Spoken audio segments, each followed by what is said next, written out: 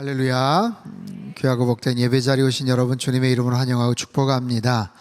오늘 주시는 이 말씀이 성령 하나님께서 우리 한 사람 한 사람에게 주시는 귀한 도전과 또 소망과 앞으로 평생 어떻게 살아가야 될지에 대한 비전의 말씀이 될 줄로 믿습니다.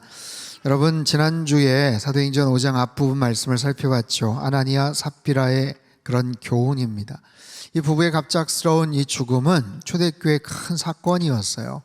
온 교회와 또 듣는 사람들이 크게 두려워했다라고는 하지만 사실 생각을 해보십시오. 갑자기 교회 안에 부부가 갑작스럽게 비명 행사를 당했으니 자칫하면 얼마나 큰 문제로 또 그렇게 정말 혼란에 빠질 수가 있었겠습니까?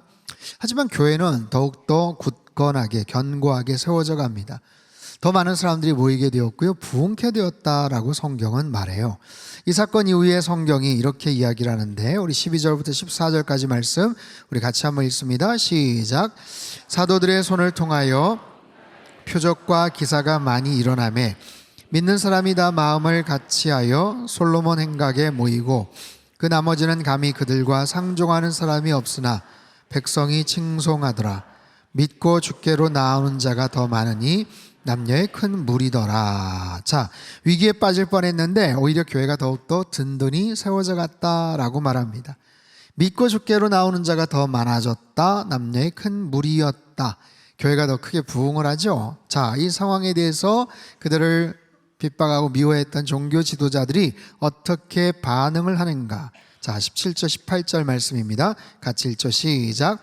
대제사장과 그와 함께 있는 사람, 즉 사두개인의 당파가 다 마음에 시기가 가득하여 일어나서 사도들을 잡아다가 가두었더니, 자, 제사장, 대제사장과 사두개인의 당파가 사도들을 붙잡아서 옥에 가두게 됩니다. 여러분, 사두개인들은 당시 바리새인들과 같이 굉장히 중요한 종교적 권력으로 여러 가지 중요한 일들을, 정책을 결정하고 또 진행을 시켰던 그룹들이죠. 구약의 율법과 종교적 신념을 더 강조했던 바리새인들에 반해서 사두개인들은 좀 더 세속적이었어요. 그리고 로마 정부와 결탁을 해서 온갖 기득권을 누리려고 했던 그런 그룹들입니다. 그런데 그들이 사도들을 잡아다가 옥에다 가두었는데 어떤 마음이었냐면 시기심이 가득 찼다. 그 마음에 시기가 가득했다라는 거예요. 여러분 기억하세요? 지난주 아나니아 삽비라 베드로가 질책을 하죠. 너희들 마음에 사단이 가득했다. 같은 표현이에요. 마음이 가득했다, 충만했다, 꽉 차버렸다라는 거예요. 그들 마음속에 시기심이 가득해서 제자들을 붙잡아다가 감옥에 넣었어요. 자, 여기서 이 시기심이라는 단어, 원뜻은 젤루라는 단어인데 여기서 영어 jealousy, 질투라는 단어가 등장을 합니다. 여러분, 본래 이 단어는요, 긍정적으로 사용할 때는 어떤 열심, 열정이라는 그런 긍정적인 의미도 있어요. 하지만 부정적으로 사용이 될 때는 질투와 시기와 욕망이란 뜻으로 그렇게 바뀌어서 사용이 되죠. 사단은요, 그들의 마음속에 질투심을 불러일으킵니다. 질투의 감정이 가장 중요한 그런 동력, 그런 에너지였던 거예요. 지난주 언급했듯 가인의 질투, 요셉 형제들의 질투, 사울 왕의 질투, 심지어는 제자들 시기 질투의 그 마음들이 있었죠. 어쨌든 그 시기심이 가득한 그 마음에 근거해서 그들이 붙잡혀 들어가는데, 하지만 아주 특별한 방법으로 그들은 풀려나옵니다. 그리고 아주 중요한 미션을 듣게 되죠. 19절부터 21절 전반부까지 같이 읽습니다. 시작. 주의 사자가 밤에 옥문을 열고 끌어내어 이르되 가서 성전에 서서 이 생명의 말씀을 다 백성에게 말하라 하매 그들이 듣고 새벽에 성전에 들어가서 가르치더니, 자, 그들이 붙잡혀 들어가니까 주의 사자, 천사가 옥문을 열고 그들을 끌어내 줍니다. 천사가 나타나요. 이건 신적 능력의 개입이죠. 아주 특별한 방법이죠. 자, 무엇을 할 수 있는가? 첫 번째는 특정한 상황에서 하나님이 직접 개입하시는구나. 아주 특별한 경우예요. 하지만 분명히 그런 일들이 벌어지더라고요. 다니엘이 세 친구가 풀무불에 들어갔을 때 주의 천사가 그들을 감싸서 지켜주고 보호해 주었던 것처럼 하나님께서 특별한 방법으로 그들을 그냥 석방시켜 버리십니다. 하지만 모든 상황마다 이런 비슷한 일들이 벌어지는 것은 아니죠. 그렇다면 두 번째, 왜 그렇게 개입하셨나? 천사를 통해서 그들이 들었던 메시지가 있어요. 가라, 성전에 서서 이 생명의 말씀을 전하라 라는 거예요. 가라, 생명의 말씀을 전하라. 오늘 설교의 제목입니다. 한번 따라해 볼까요? 가라, 생명의 말씀을 전하라. 여러분, 이 말씀은 굉장히 중요합니다. 어쩌면 사도행전 전체의 키워드와도 같은 그런 말씀이에요. 만약에 사도행전으로 책을 하나 쓴다면 책 제목으로도 적합한 가라, 생명의 말씀을 전하라. 여러분, 하나님께서는 가장 원하시는 것이 이 생명의 말씀, 복음이 전달되는 거예요. 전파되고 소개가 되는 거예요. 그것을 위해서 지금 천사를 동원하셨어요. 그리고 사람들을 사용하십니다. 사도행전에 계속해서 나오는 메시지죠. 성령 하나님은 어떻게든지 복음이 전달되기를 원하셔요. 반대로 사단은 어떻게든지 복음이 전달되는 것을 방해합니다. 싫어합니다. 그런데 하나님도 사단도 공통적인 관심이 있어요. 누구에게 있다? 사람에게 있다라는 거예요. 사람에게. 잘 보세요. 하나님은 하나님의 사람들의 마음속에 젤로, 열정, 열심을 일으키셔서 복음을 전하게 하십니다. 그런데 사단도 사람들의 마음속에 젤로, 시기심을 일으켜서 방해하고 가로막고 박해하는 거예요.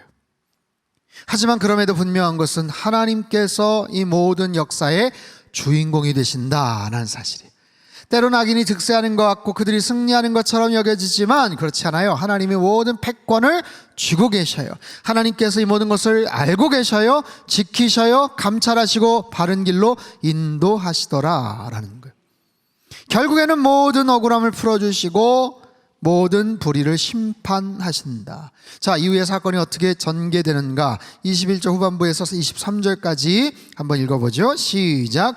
대제사장과 그와 함께 있는 사람들이 와서 공회와 이스라엘 족속의 원로들을 다 모으고 사람을 옥에 보내어 사도들을 잡아오라 하니 부하들이 가서 옥에서 사도들을 보지 못하고 돌아와 이르되 우리가 보니 옥은 든든하게 잠기고 지키는 사람들이 문에 서 있으되 문을 열고 본즉 그 안에는 한 사람도 없더이다 하니. 여러분, 신기한 일이 벌어졌습니다. 옥은 꽁꽁 잠겼는데 지키는 사람은 여전히 그 앞에 서 있는데 사람이 없어졌어요. 무슨 연기처럼 사라져버린 거예요. 무슨 특별한 마술쇼도 아니고 어떻게 사람이 사라질 수가 있겠습니까? 아주 특별하고 희한한 일이 벌어졌지요. 그렇다면 그 일에 대해서 의문을 갖고 궁금증을 가져야 되는데, 이 상황에 대해서 생각해야 되는데 왜 어떻게 사라졌을까라는 질문보다는 이 인간들 어디에 갔나, 또 잡아와라 명령을 내립니다. 풀려난 제자들이 성전에 가서 이른 아침, 날이 밝자 아침부터 제물 바치며 기도하기 위해 모여드는 사람들 앞에서 또 하나님 말씀을, 복음을 전파하고 있습니다. 자, 그래서 말씀을 전하고 있는 그들을 또 붙잡아 오죠. 그런데 함부로 못해요. 백성들을 두려워하기 때문에. 자, 24절에서 26절까지 말씀입니다. 같이 읽죠. 시작. 성전 맡은 자와 제사장들이 이 말을 듣고 의혹하여 이 일이 어찌 될까 하더니 사람이 와서 알리되 보소서 옥에 가두었던 사람들이 성전에 서서 백성을 가르치더이다 하니 성전 맡은 자가 부하들과 같이 가서 그들을 잡아왔으나 강제로 못함은 백성들이 돌로 칠까 두려워함이더라. 자, 그들은 결국 옥에서 풀려났지만 다시 붙잡혀 돌아옵니다. 성전에서 백성들을 가르치다가 다시 붙잡혀 들어가요. 그런데 그들을 붙잡아 오지만 함부로 못합니다. 왜요? 백성들을 두려워했기 때문에. 아하, 사람들이 두려워하고 있었어요. 사랑하는 성도 여러분, 자, 진실하지 못한 사람들, 뭔가 캥기는 게 있는 사람들, 죄 가운데 있는 사람들의 마음속에는 언제나 두려움이 있어요. 뭐든지 두려워합니다. 뭐든지 두려워해요. 어떤 상황과 조건, 상황이 바뀌면 바뀌어서 두렵습니다. 어떤 조건이 계속 진행이 되면 그 이유 때문에 두렵습니다. 때로는 사람들을 두려워합니다. 그들 안에 떳떳함이 없기 때문에 그래요. 당당하지 못합니다. 그래서 두려워합니다. 여러분 마음속에 두려움이 가득 차면 제대로 된 판단을 하지를 못합니다. 그리고 사단이 그 진리를 가리워버려요. 눈을 멀게 합니다. 핵심을 볼 수 없게 만들죠. 말씀드렸듯이 여러분, 상식적이라면 그들은 먼저 신기해해야 돼요. 이들이 어떻게 탈출했는가, 도대체 어떻게 나갔는가 궁금하지 않겠어요? 그럼 생각해봐야죠. 이게 보통 일이 아닌 것 같아. 이 사람들이 지금 보통 사람들이 아닌 것 같아. 지금 우리 주변에서 벌어진 일들이 이게 지금 심상치가 않아. 뭔가 깨달아야 되지 않겠습니까? 아나니아 삽비라 사건 이후에 그 현장, 그 주변에서 어떤 일들이 벌어졌냐면 15절 16절 제가 한번 읽어보죠.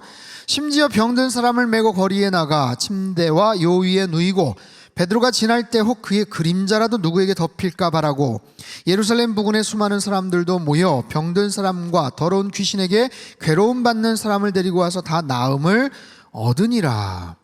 지금 안진뱅이 사건, 3장에 나오는 안진뱅이 치유 사건 하나가 아니에요. 아주 특별한 기적과 치유의 사인들이 지금 계속해서 나타나고 있는데 왜 그들은 이 사실을 모르고 있습니까? 정말로 신기하게 생각해야 될 것은, 그들이 정말로 두려워해야 될 것은 이게 뭔가가 있구나, 사람들이 몰리는 이유가 있구나, 이 사람들이 이렇게 다른 모습으로 변화된 이유가 있구나. 베드로 한 번 설교에 3,000명이 회심하며 형제들아 우리가 어찌할꼬 이렇게 했던 그 반응을 그들은 보였어야죠. 하지만 그들은 그 본질에 관심을 두지 못하고 제자들 다시 붙잡아오는 게 급선무였어요. 왜요? 마음속에 시기심이 가득하니까. 그리고 그 과정에 사람들을 두려워하고 있었고요, 그리고는 염려하고 있습니다. 무엇을 염려하는가? 27절 28절 말씀 우리 같이 읽죠. 시작. 그들을 끌어다가 공회 앞에 세우니 대제사장이 물어 이르되 우리가 이 이름으로 사람을 가르치지 말라고 엄금하였으되 너희가 너희 가르침을 예루살렘에 가득하게 하니 이 사람의 피를 우리에게로 돌리고자 함이로다. 여러분, 그들은 염려하고 있어요. 이 사람의 피를 우리에게 지금 책임 전가하는 거 아니냐? 너희들 지금 이 사람의 피를 우리에게 돌리려는 거지. 너희 가르침을 예루살렘에 지금 가득하게 하는 거지. 예수라는 이름도 쓰지 않고 있어요. 여러분, 헬라어에서 사람의 이름을 직접 말하지 않고 이 사람 저 사람 이치 저치 하는 것은 경멸의 표시입니다. 너희들 그 교주가 죽은 그 책임 우리에게 돌리려는 것 하냐? 그들은 염려합니다. 여러분 잘 보세요. 시기심에서 시작이 되었죠. 그래서 그들을 붙잡아 오죠. 마음속에 막 분노가 가득 찼을 거예요. 그러는 순간에 그들은 두려워합니다. 그리고는 이제는 염려합니다. 앞으로 어떤 일들이 벌어질지 몰라서 염려하고 있어요. 이게 하나님 믿지 않은 사람들의 결과입니다. 마음에 하나님이 없으면 언제나 두려움이, 염려가 차오르게 되어 있어요. 이것은 누구에게나 마찬가지의 동서고금을 막론한 변함없는 현상입니다. 그 사람이 권력이 높으면 높을수록, 돈과 재물이 많으면 많을수록 그 마음속에 진리가 없고 거룩이 없고 정직함이 없고 무엇보다도 하나님이 그 마음에 안 계시면 언제나 두려움과 염려로 가득 차요. 하지만 보십시오. 베드로와 사도들의 그 마음은 어떻습니까? 그 마음속에 열정이 있었죠. 열정. 천사의 도움으로 옥에서 빠져나와 다시 복음을 전하고 있어요. 다시 나와서 도망갈 수도 있고, 그런데 그렇지 않아요. 담대합니다. 너무나도 당당합니다. 여러분, 그들의 당당함은 어디에서 비롯되었는가? 하나님에 대한 순종입니다. 말씀에 대한 순종입니다. 29절 우리 큰 소리로 한번 읽죠. 시작. 베드로와 사도들이 대답하여 이르되 하나님께 순종하는 것이 마땅하니라. 아멘. 우리는 사람보다 하나님을 더 높이 여긴다. 하나님께 순종하는 것이 마땅하지 않느냐라는 거예요. 자, 사랑하는 성도 여러분, 그들의 상황과 오늘 우리의 상황을 한번 생각해 보죠. 여러분, 사도행전의 이야기는 그냥 과거에 어떤 일이 있었는지를 그냥 신학적으로 역사학적으로 우리가 공부하고 배우는 데서 끝나는 게 아닙니다. 그때 그 사람들이 어떻게 그렇게 살았는지, 우리는 오늘 어떻게 이 땅에서 오늘 시대를 살아가야 되는지 우리가 계속해서 질문하고 적용해 봐야 돼요. 여러분, 복음을 참 전하기 어려운 시대죠. 그 시대 얼마나 어려웠겠어요. 오늘도 마찬가지예요. 오늘 우리가 살아가는 시대도 복음 전하는 게 만만치 않습니다. 교회 다닌다고 떳떳하게 말하기가 참 쉽지 않은 그런 시대를 살아가고 있어요. 그럼에도 불구하고 우리들은 그 사도들처럼 그런 모습으로 살아가야 된다면 여러분, 어떤 마음가짐이 우리에게 있어야 되겠느냐라는 거죠. 오늘 주보에 실린 국민일보 겨자씨의 내용이에요. 제가 지난 월요일 날 썼던 그런 내용인데 제가 한번 읽어볼게요. 인도 선교사였던 레슬리 뉴비기는 그의 명저 다원주의 사회에서의 복음에서 이렇게 말합니다. 다원주의 사회에서 복음 전하는 것이 어렵지만 우리가 놓쳐서는 안 되는 부분은 바로 복음에 대한 자신감입니다. 다양한 가치들을 인정하고 수용하기 때문에 왜 하필 예수로 시작하는가 이런 질문을 받을 수가 있다. 하지만 오히려 그런 사회이기 때문에 왜 예수로 시작하면 안 되는가 하고 맞받아칠 수 있는 용기와 자신감을 가져야 된다는 거예요. 포스트 모던 사회를 지나서 포스트 코로나 시대 속에 우리 성도들에게 필요한 것은 담대함입니다. 여러분, 복음을 전하기에 좋았던 시대는 없었어요. 그렇지 않아요? 복음을 전하기 좋았던 시대가 있었나요? 최초의 복음 전파가 이루어졌던 그때부터 지금까지 서구권이나 비서구권이나 선진국이나 제3세계에서나 복음을 흔쾌히 어서 전달해 주세요, 따뜻하게 맞이하고 받아들였던 문화나 그런 사회는 없었어요. 언제나 저항이 있었고요, 반대가 있었고요, 반대가 방해가 있었고 핍박이 있었다고요. 왠지 아세요? 그 배후에는 사단이 있기 때문에 그래요. 사단은 복음이 전해지는 것을 극도로 싫어합니다. 이 복음이 누군가에게 전해져서 그 사람이 하나님 자녀 되는 것을 극도로 싫어합니다. 근데 여러 가지 이유와 조건을 가지고 복음 전파를 방해합니다. 이런 상황에서 우리는 어떻게 해야 될까요? 천사의 메시지, 가서 생명의 말씀을 전하라. 이 말씀에 초대교회 제자들, 그들은 너무나 당당했고요, 옥에서 풀려났다고 하시거나 도망가지 않았습니다. 오히려 더 적극적으로 주님을 전파합니다. 그러다 다시 끌려가지요. 그리고는 매를 맞습니다. 아주 혹독한 고난을 당하게 돼요. 그럼에도 그들은 끝까지 포기하지 않아요. 40절에서 42절 우리 같이 한번 읽겠습니다. 시작.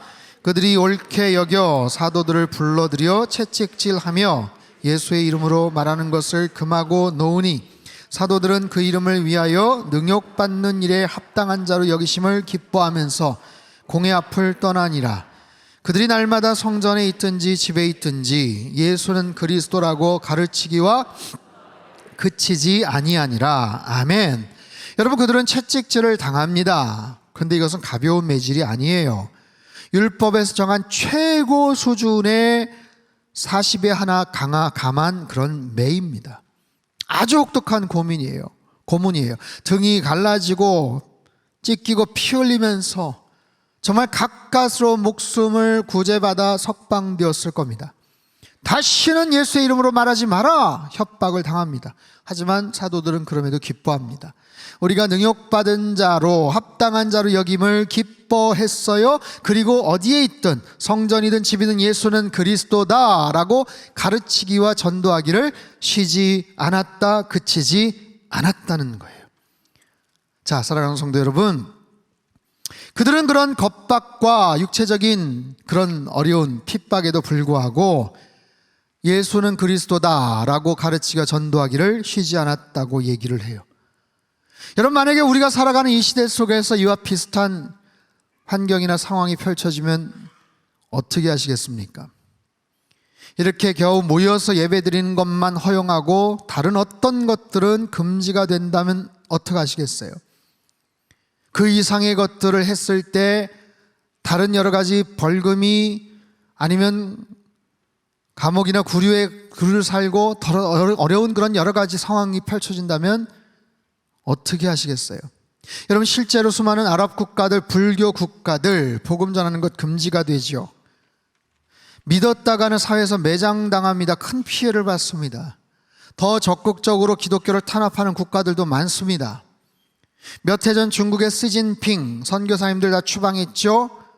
교회를 폭파시키는 영상 한번 보여드렸잖아요. 그때 모든 기독교적인 것들을 파괴해버렸어요.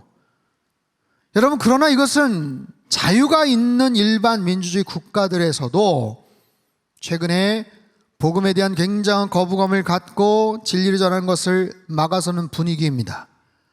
포괄적 차별금지법이 통과된 사회나 유럽이나 다른 국가에서 공적인 자리에서 예수를 전하는 것 금지되어 있어요. 큰 벌금을 내든지 끌려가게 됩니다.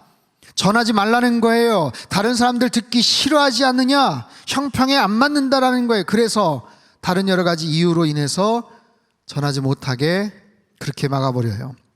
그럼 미국이라는 나라는 청교도들의 신앙에 의해서 출발한 나라 아닙니까?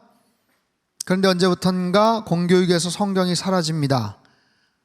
교사나 어떤 공직자가 예수를 말하지 못하게 되어 있어요. 공적인 모임 행사에서 종교적인 모습은 약간 갖추고 있지만 직접적인 표현 못하게 합니다. 여러분, 대통령 취임식 때 성경에 손을 얹고 선서를 하지 않습니까? 하지만 여러분, 그건 거의 형식적인 거예요. 하나님의 이름을 말하는 것 같지만 우리가 말하는 하나님이 아닌 그저 형식적인 God, 신의 축복을 빕니다. 그리고 마지막에 예수님의 이름도 말하지 않아요. 대통령 취임 때나 국회, 개원, 하원 의원 기도에도 예수의 이름은 말하지 않습니다. 그럼 영상을 한번 잠깐 보시죠.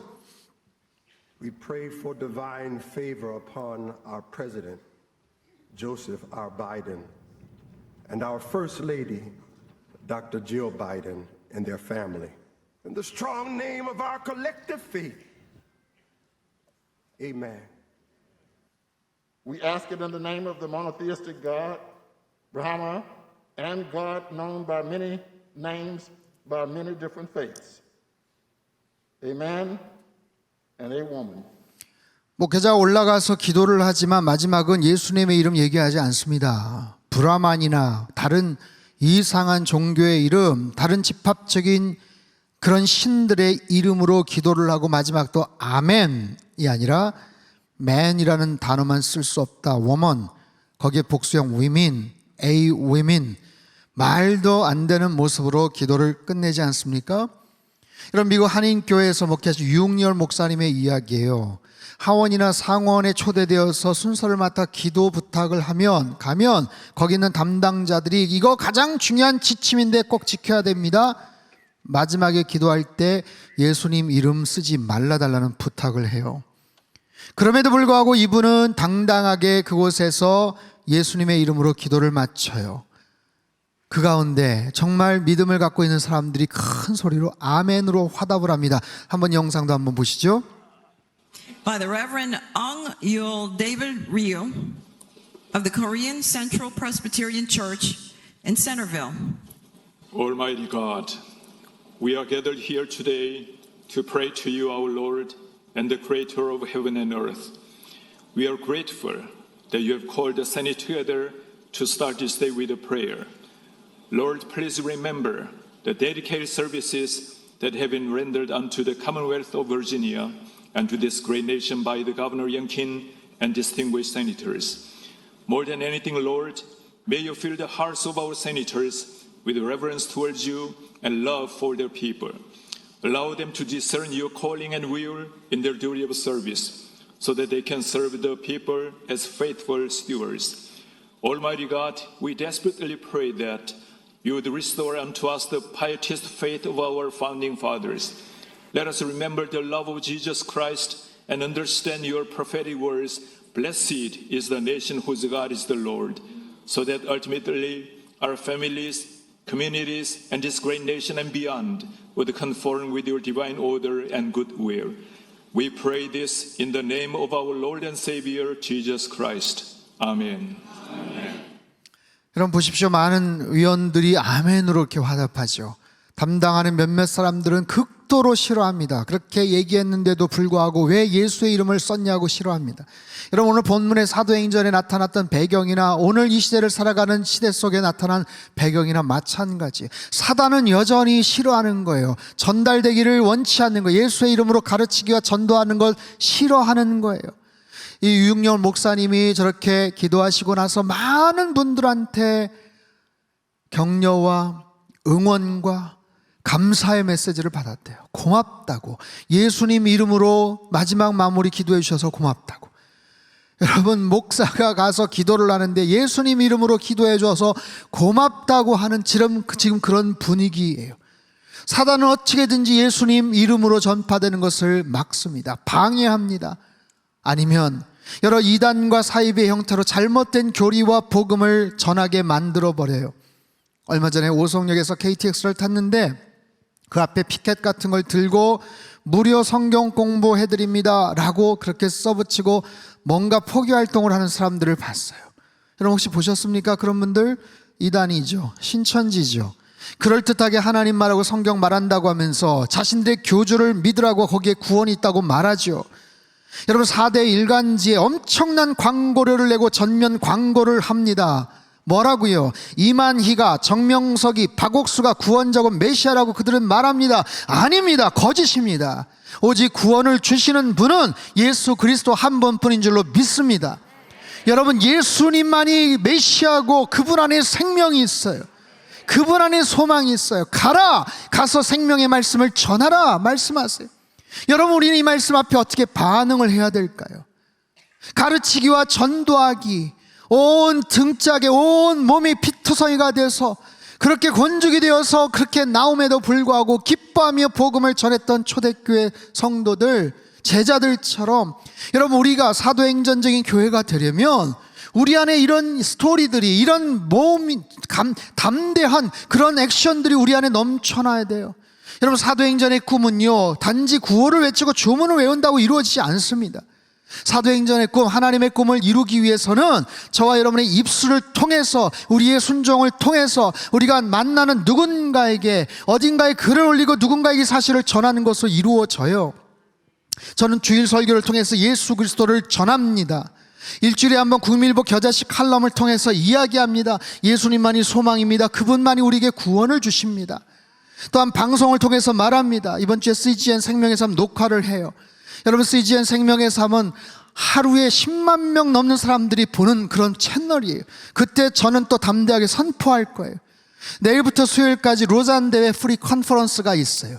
1000여 명의 목회자들, 로잔대회 관계자들에게 어떻게 복음을 효과적으로 전하고 전통적인 교회를 선교적 교회로 전환할 수 있는가에 대해서 제가 발표를 맡게 되었어요. 자, 사도행전적인 교회는 어떤 교회인가, 선교적인 교회는 무엇인가 말할 겁니다. 복음 전도의 중요성, 효과적인 방법과 내용들을 많은 목회자들 또 많은 스태프들을 향해서 담대하게 전달을 하고 올 거예요. 전 제가 할 수 있는 모든 기회를 통해서 그렇게 전할 겁니다.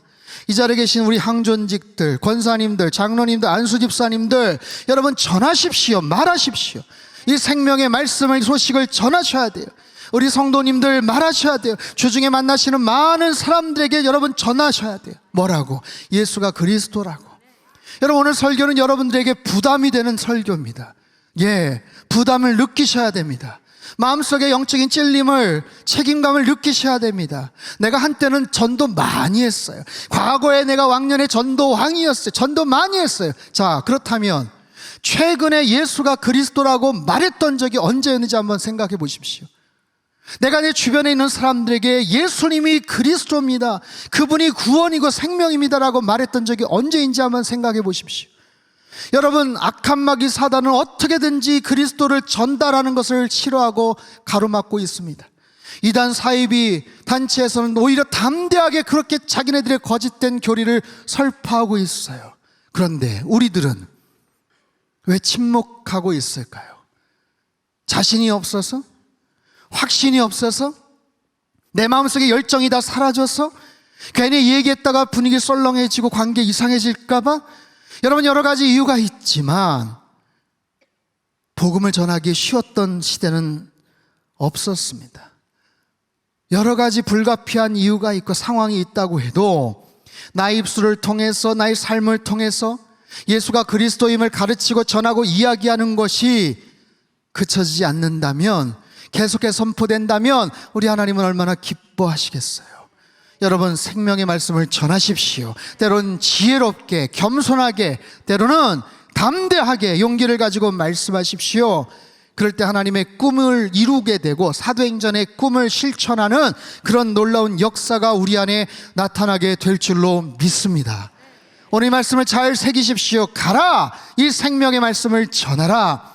여러분이 한 주 동안, 그리고 여러분 평생에 이 마음속에 부담감을 가지고 살아가십시오. 그리고 기회가 있는 대로 이 말씀, 생명의 말씀을 힘있게 전파하시고 그렇게 선교적인 삶을 살아가는 우리 상당교회가 되시고 저와 여러분의 삶이 되시길 주님의 이름으로 축복합니다.